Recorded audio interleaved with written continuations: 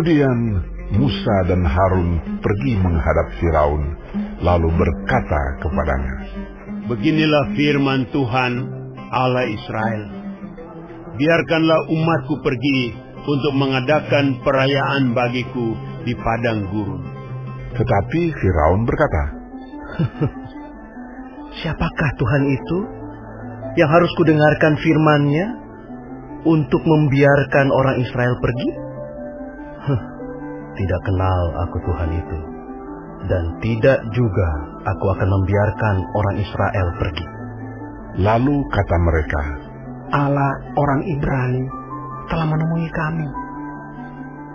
Izinkanlah kiranya kami pergi ke padang gurun 3 hari perjalanan jauhnya untuk mempersembahkan korban kepada Tuhan Allah kami, supaya jangan nanti mendatangkan kepada kami penyakit sampar atau pedang." Tetapi Raja Mesir berkata kepada mereka, "Musa dan Harun, mengapakah kamu bawa-bawa bangsa ini melalaikan pekerjaannya? Pergilah melakukan pekerjaanmu." Lagi kata Firaun, "Lihat, sekarang telah terlalu banyak bangsamu di negeri ini. Masakan kamu hendak menghentikan mereka dari kerja paksanya?" Pada hari itu juga Firaun memerintahkan kepada pengerah-pengerah bangsa itu dan kepada mandur-mandur mereka sendiri, "Tidak boleh lagi kamu memberikan jerami kepada bangsa itu untuk membuat batu bata seperti sampai sekarang. Biarlah mereka sendiri yang pergi mengumpulkan jerami. Tetapi jumlah batu bata yang harus dibuat mereka sampai sekarang, bebankanlah itu juga kepada mereka, dan jangan menguranginya, karena mereka pemalas." Itulah sebabnya mereka berteriak-teriak, "Izinkanlah kami pergi mempersembahkan korban kepada Allah kami." Pekerjaan orang-orang ini harus diperberat, sehingga mereka terikat kepada pekerjaannya, dan jangan mempedulikan perkataan dusta. Maka para pengerah bangsa itu dan para mandurnya pergi dan berkata kepada mereka, "Beginilah kata Firaun, aku tidak memberi jerami lagi kepadamu. Pergilah kamu sendiri mengambil jerami, dimanapun kamu mendapatnya. Tetapi pekerjaanmu sedikit pun tidak boleh kurang." Lalu berseraklah bangsa itu ke seluruh tanah Mesir untuk mengumpulkan tunggul gandum sebagai pengganti jerami. Dan pengerah-pengerah itu mendesak mereka dengan berkata, "Selesaikan pekerjaanmu, yaitu tugas sehari, seperti pada waktu ada jerami."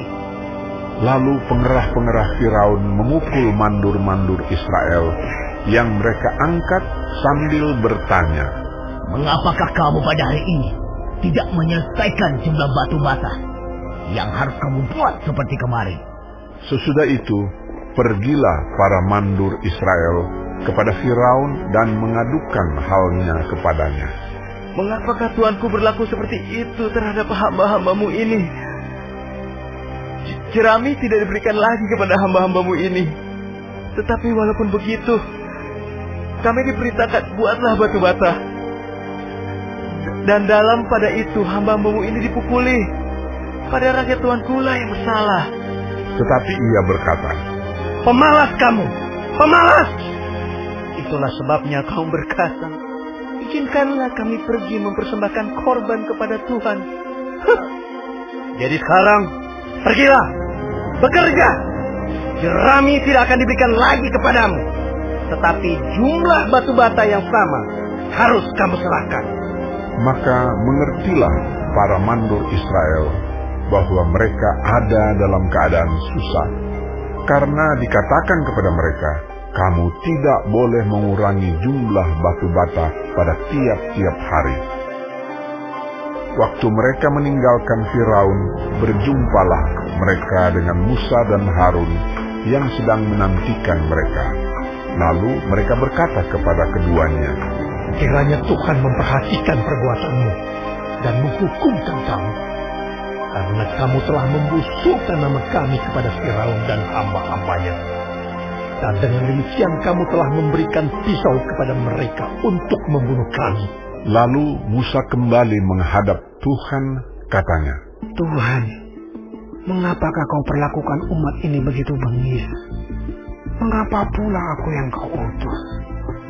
Sebab sejak aku pergi menghadap Firaun untuk berbicara atas namamu, dengan jahat diperlakukannya umat ini, dan engkau tidak melepaskan umatmu sama sekali. Tetapi Tuhan berfirman kepada Musa, "Sekarang engkau akan melihat apa yang akan kulakukan kepada Firaun. Sebab dipaksa oleh tangan yang kuat, ia akan membiarkan mereka pergi. Ya, dipaksa oleh tangan yang kuat, ia akan mengusir mereka dari negerinya."